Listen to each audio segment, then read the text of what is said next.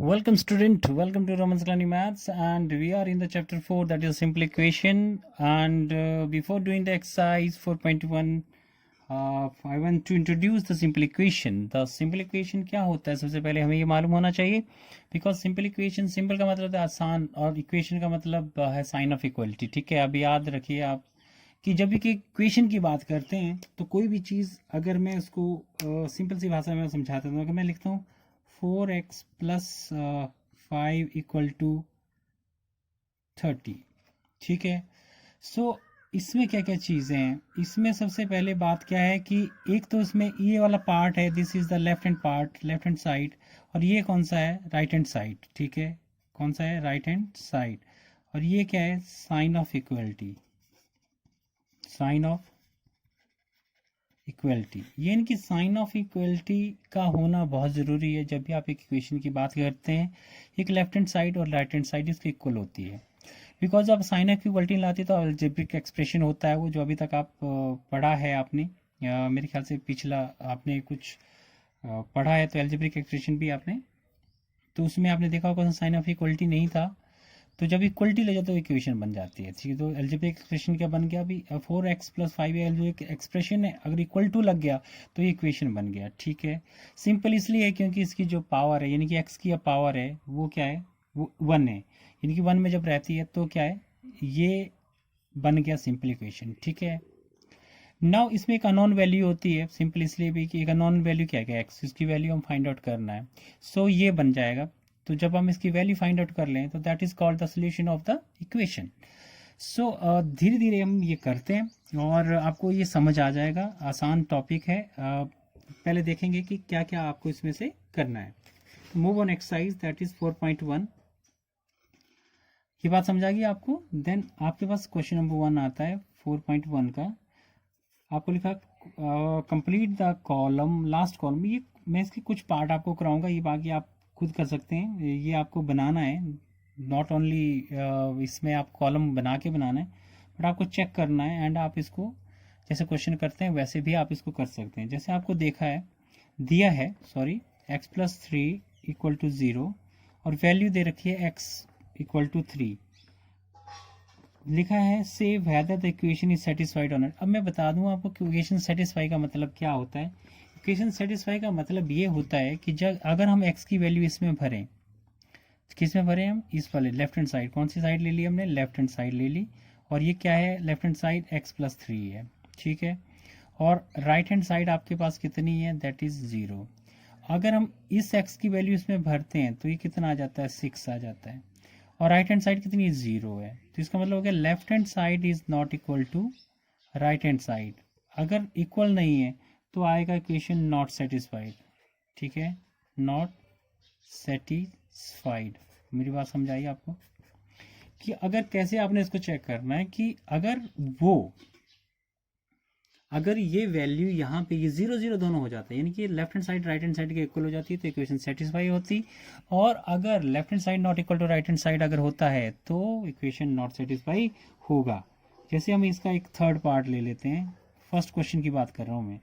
तो इसमें आ गया जैसे आपको दे रखा था x प्लस 3 इक्वल टू 0 और x की वैल्यू आपको दे रखी है -3. नाउ लेफ्ट हैंड साइड आपने ले ली तो क्या हो गया, x plus 3, right hand side तो आपको पता ही है कितनी है, 0 है, तो यहाँ पे 3 की वैल्यू भर दीजिए, -3 प्लस 3 कितना हो गया, 0, कट गया ये. तो left hand side equal to right hand side. So जो वैल्यू है, फॉर वैल्यू क्या थी आपकी, x इज इक्वल टू -3, तो इक्वेशन क्या हो जाएगी आपकी, इक्वेशन सेटिस्फाइड हो जाएगी. मेरी बात समझाई, इक्वेशन आपकी सेटिस्फाइड हो जाएगी. ऐसे ही आपने इसके करना है.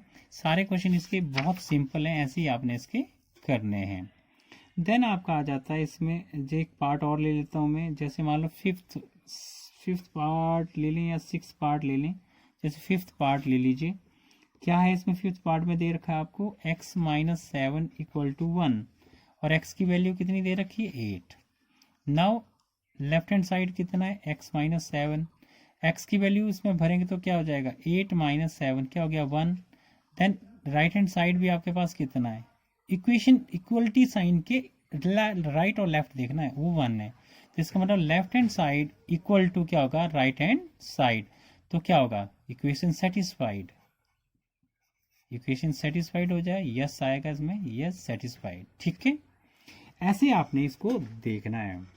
नाउ एक पार्ट मैं और करा देता हूँ, जैसे आप इसका 9th पार्ट ले लें, तो m/3 equal to 2। Now m की वैल्यू कितनी देर का, -6। लेफ्ट हैंड साइड ले लीजिए, क्या हो जाएगा, -6/3 कट गया 2, तो it becomes -2। But right hand side कितना है आपके पास, that is 2।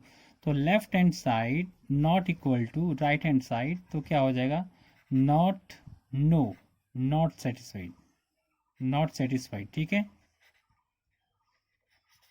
Not satisfied. Clear, ये बातों को आपने ध्यान से करना है। सेटिस्फाई आप समझ गए होंगे। और अगर ये सेटिस्फाई कर रहा है तो उसी नंबर को जो सेटिस्फाई कर रहा है वो उसका सोल्यूशन भी है, यानी कि जो उस इक्वेशन में इस वैल्यू को भर दें, अननोन वैल्यू क्या थी, अननोन वैल्यू एक्स की, जो हम इसमें भरते हैं, अगर उसको भरने के बाद left hand side right hand side के इक्वल हो जाए तो वो उसका सोल्यूशन भी होगा, उसी को सोल्यूशन कहेंगे, जैसे हम नेक्स्ट वाले क्वेश्चन में अभी करेंगे। क्वेश्चन नंबर 2, इसमें लिखा है कि check whether the value given in the bracket is the solution of the given equation, जो भी मैं बात कर रहा था, और नॉट। ए पार्ट इसका दे रखा n+5 इक्वल टू 19 और n की वैल्यू कितनी रखी है, 1। अब n इक्वल टू 1 आप भरेंगे किस में, लेफ्ट हैंड साइड में ले लीजिए, क्या है left hand side, that is n+5। तो n की वैल्यू 1 + 5 इक्वल टू 6, और राइट हैंड साइड कितना है हमारे पास दे रखा है, दैट इज 19। तो left hand side not equal to क्या हो जाएगा, राइट हैंड साइड। सो हम लिखेंगे n is equal to 1 is not the solution of equation, कौन सी equation, n+5 equal to 19। Clear, ये ऐसे लिखना है आप, बहुत आसान है, आप आराम से इसको कर लेंगे।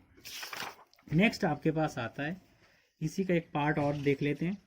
तो नेक्स्ट पार्ट इज, मैं करा देता हूं आपको, दैट इज डी पार्ट, इसी का डी पार्ट। डी पार्ट आपको दे रखा है, that is 4p - 3 equal to 13, फिर p इक्वल टू 1। तो लेफ्ट हैंड साइड ले लीजिए, p 4p - 1, 4p की वैल्यू यहाँ पे भरी तो 1 माइनस कितना हो जाएगा, sorry it is 3 and it is also 3। ठीक है, सो कितना हो जाएगा, 4 - 3 दैट इज 1।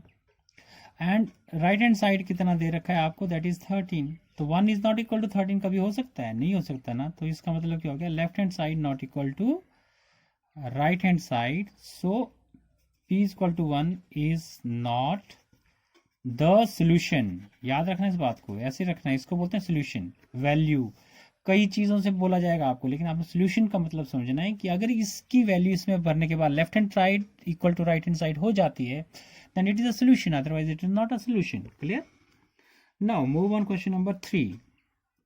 क्वेश्चन नंबर 3 बाकी पार्ट आपने करने हैं इसके जो बचे हैं।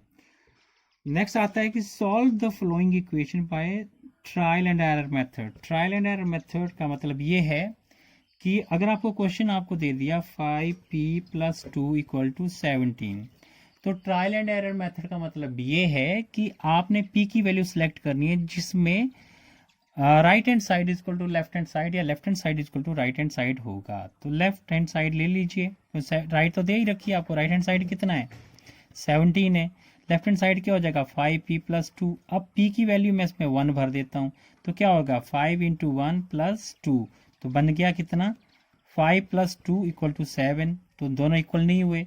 फिर p इक्वल टू मैंने 2 ले लिया, तो अब क्या, 5 × 2, ठीक है, 5 × 2 + 2 कितना हो गया, 10 + 2 इक्वल टू कितना हो गया, 12। फिर भी इक्वल नहीं है।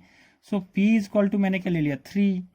तो 5 × 3 + 2, अब देखिए कितना क्या इक्वल हो रहा है, 15 + 2 17, देखिए इक्वल हो गए।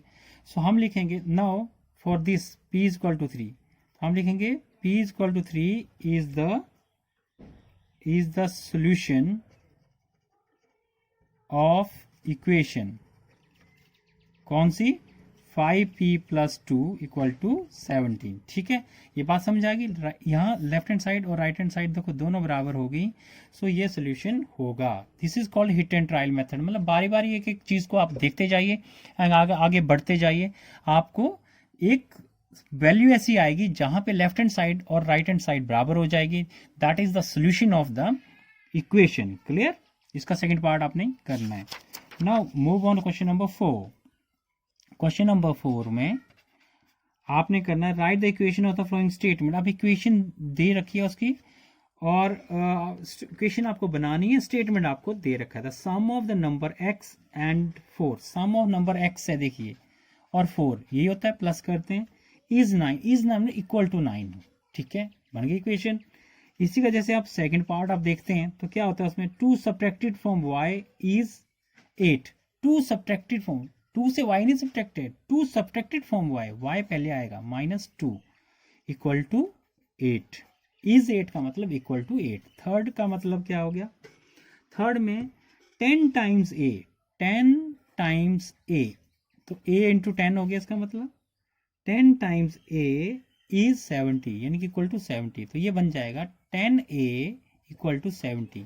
अच्छा, एक बात मैं और बता देता हूँ कि आपने जो है, जो अल्फाबेट इसमें दिख रहा है, आप देख रहे हैं सभी इक्वेशन में एक अल्फाबेट आ रहा है। ठीक है, दिस इज कॉल्ड वेरिएबल। क्या बोलेंगे इसको, ये वेरिएबल कहेंगे। और ये जो आगे आता है ये कॉफिशिएंट है।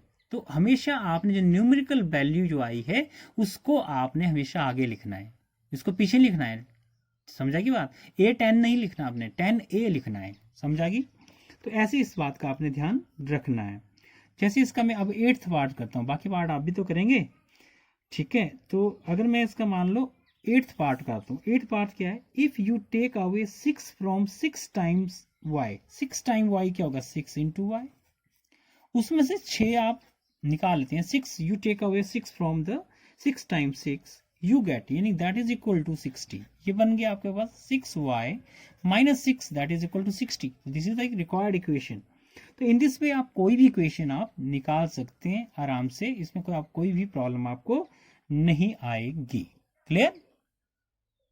क्वेश्चन नंबर 5th की तरफ आ जाते हैं। क्वेश्चन नंबर 5th में क्या कहता है कि right the equation in the statement form. पहले आपने क्या कर दिया, इक्वेशन स्टेटमेंट दिया था, इक्वेशन बनाया, अब आपको इक्वेशन दी है, आपको स्टेटमेंट लिखना। आपको क्वेश्चन ये है, फर्स्ट है इसमें दिया हुआ, that is p plus 4 equal to 15। जैसे मैं बोल रहा हूँ देखिए, तो क्या लिखेंगे इसको, सम ऑफ p एंड 4 इज 15। बन गया, स्टेटमेंट बन गया आपका। जैसे इसका एक और लेते हैं, m माइनस 7 इक्वल टू 3। ठीक है, 7 सब्ट्रैक्टेड फ्रॉम m गिव्स 3 भी लिख सकते हैं, इज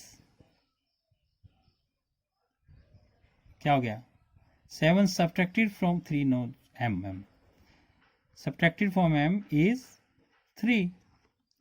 ऐसे किसी का भी लिख सकते हैं आप। जैसे इसका मैं 4th का लिखता हूँ, m अपॉन 5 इक्वल टू 3। तो क्या किया, 1/5, क्या लिखेंगे, 1/5 ऑफ m इज 3। इसका मतलब ये होगा ना, 1/5 ऑफ m का मतलब जब नीचे लगाया तो इसको आप ऐसे भी लिख सकते हैं, it can 1/5 into m equal to 3।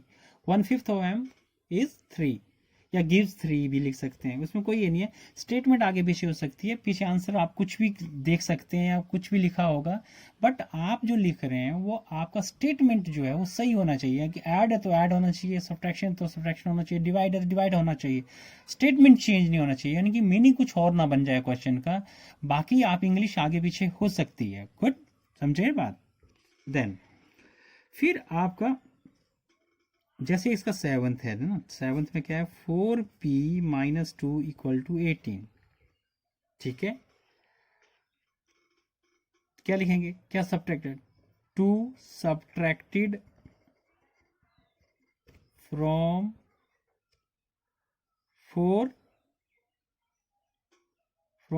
4 times p gives 18। या इज 18, एक ही बात है, ठीक है। In this way you can form the lot of equations from the statement, ठीक है। ये आप याद रखना है, इसको आपने ध्यान में रखना है। क्लियर। क्वेश्चन नंबर 6 में आप देखते हैं कि क्वेश्चन नंबर 6 में आपको स्टेटमेंट दे रखी है और आपको क्या करना है, इक्वेशन फॉर्म करनी है, ठीक है, क्वेश्चन नंबर 6 में। लेकिन थोड़ा सा ये जो है, थोड़ा सा जो अभी आप कर रहे थे उससे थोड़ा सा और थोड़ा सा लेवल इसका हाई है। Irfan says he has 7 marble, more than 5 times the marble Pramit has. Irfan has 37 marble. Now take M to be the number of Pramit marble. तो हम लिखेंगे कि let, क्या लिखेंगे, let फर्स्ट पार्ट है ये, Pramit have marbles, कितने होंगे M। देन इरफान के कितने हो जाएंगे, देन इरफान्स हैव मार्बल, कितना हो जाएगा, 7 marble more than 5 times, 5 time कितना हो गया 5m, और उससे भी 7 ज्यादा है, किसके पास है, इरफान के पास। और टोटल मार्बल इरफान हैव, ये भी इरफान के हैं, वो भी इरफान के, इरफान हैव दैट इज 37। सो हम क्या करेंगे, दोनों को इक्वेट कर देंगे, इक्वल टू 37। इक्वेशन फॉर्म होगी, इक्वेशन फॉर्म होगी कि नहीं, इक्वेशन फॉर्म ही करनी है। अभी हमने इसको सॉल्व करने के लिए नहीं कहा, क्या कहा, setup equation in the flowing cases, equation setup करने के लिए कहा गया है। सेकंड है, जैसे आपसे पूछा है Lakshmi's father is 49 years old, he is 4 years older than 3 times Lakshmi's age, ठीक है। Let Lakshmi's age be y year, ठीक है। अगर वाई ईयर हो गया तो फादर की एज कितना है, he is 4 years older than 3 time Lakshmi, तो फादर्स एज क्या होगी, age 4 year older than 3 time Lakshmi age 3 time होगा 3y, और 4 ईयर ओल्डर इनकी ये होगी। नाउ फादर्स एज गिवन कितनी दी हुई है कि कितने साल के हैं वो, 49 ईयर्स। सो ये भी एज फादर की, ये भी एज, तो क्या हो गया 3y + 4 = 49। इक्वेशन बन गई आपकी, ठीक है, इक्वेशन बन गई, और इसको अच्छे से आपने करना है। इन दिस वे आपने बनाना है। नेक्स्ट वाला थर्ड पार्ट, फोर्थ पार्ट में आपको करवा देता हूं, ठीक है, थर्ड आपने बना लेना है। An isosceles triangle, the vertex angle is twice the either base angle. Let the base angle be b in degree. Remember that the sum of the angles of the triangle is 180 degree. देख isosceles triangle वो होती है, पहले मैं बना देता हूँ आपको। आइसोसेलेस ट्राइंगल कौन सी होती है, जिसकी 2 साइड इक्वल होती है, ठीक है, और ये बेस है, मान लो ये ए बी और ये सी है, बेस एंगल आपको दे रखा है। अब अगर इसकी साइड इक्वल है तो इसके ये एंगल भी इक्वल होंगे, तो बेस एंगल अगर ये बी है, ये बी है, क्लियर है, बात समझ आ गई आपको। सो ट्वाइस क्या लिखा है, the isosceles triangle the vertex angle is twice the base angle. अब ट्वाइस है तो ये वर्टेक्स एंगल हो गया, तो ये ट्वाइस हो गया, तो ये कितना होगा 2b। बात समझ आ गई। अब इक्वेशन फॉर्म करनी है, ठीक है। Let the base angle b degree, then vertex angle कितना हो गया